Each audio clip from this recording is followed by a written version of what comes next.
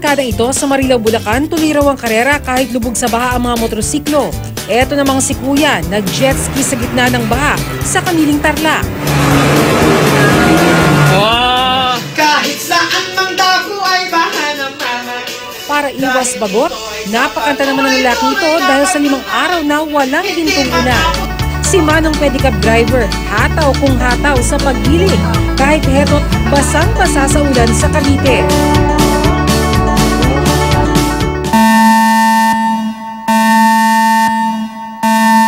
Pati ang nakakagulat na text alert ng NDRRMC, di pinalampas na ilang netizen.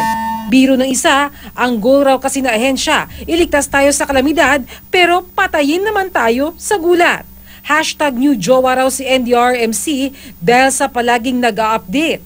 Bagamat ginawang biro, hindi raw dapat ipagsawalang bahala ang bawat babala. Sa mga nag-aabang naman kung papansinin na ba kayo ni Crush, wala siyang feeling sayo all levels. Bernadette Reyes, GMA News.